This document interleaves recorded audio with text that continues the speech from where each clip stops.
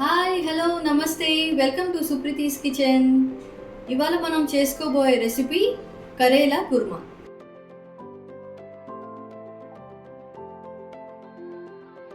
వీటికి కావాల్సిన పదార్థాలు: ఒక కప్పు తొక్క తీసి పెట్టుకున్న కాకరకాయ అండి, ఒక కప్పు టమాటా, ఒక కప్పు దుంప, అలాగే ఒక కప్పు ఉల్లిపాయలు, చింతపండు మొగ్గ ఒక కప్పు, ఆవాలు పోపుకి, కొంచెం బెల్లం, ఉప్పు, కారం, పసుపు, కొత్తిమీర. దీని తయారీ విధానం ఇప్పుడు చూద్దాం. ముందుగా మూకుడులో కొంచెం నూనె వేసుకోవాలండి.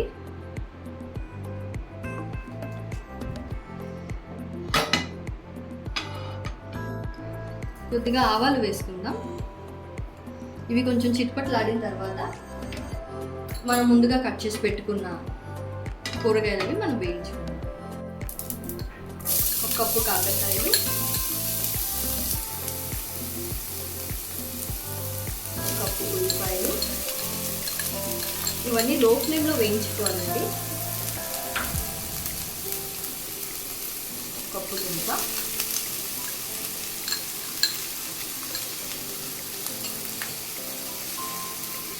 అలాగే ఒక కప్పు టమాటా.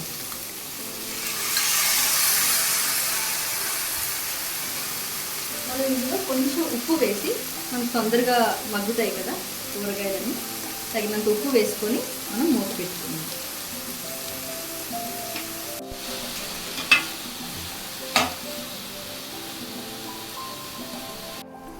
ముక్కలన్నీ బాగా మగ్గిపోయండి. ఇందులోని మనం ఒక కప్పు చింతపండు మగ్గు వేసుకుందాం. అలాగే చిటికెడు పసుపు,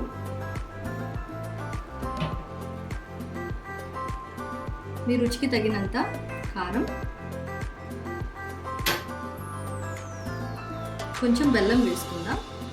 ఈ బెల్లం అనేది మీ టేస్ట్కి తగ్గట్టండి. అంటే ఒకవేళ స్వీట్ నచ్చుతుంది అనుకుంటే ఇంకొంచెం యాడ్ చేసుకోవచ్చు, లేదు అనుకుంటే మీరు స్కిప్ చేసేయచ్చు. కాకపోతే ఈ కుర్మాలో మనం బెల్లం వేసుకుంటేనే టేస్ట్ అనేది బాగుంటుంది.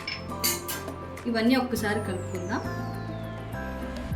ఇప్పుడు మనం ఇందులో చింతపండు గుజ్జు అవన్నీ వేసుకున్నాం కదండి.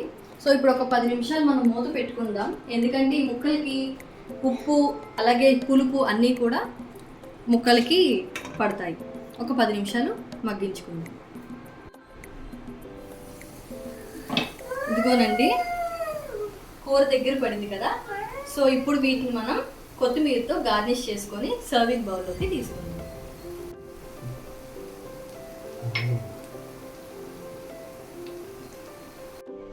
ఇదిగోనండి ఎంతో సింపుల్గా, టేస్టీగా అండ్ చాలా క్విక్గా అయిపోయే రెసిపీ కరేలా కుర్మా రెడీ అయిపోయింది.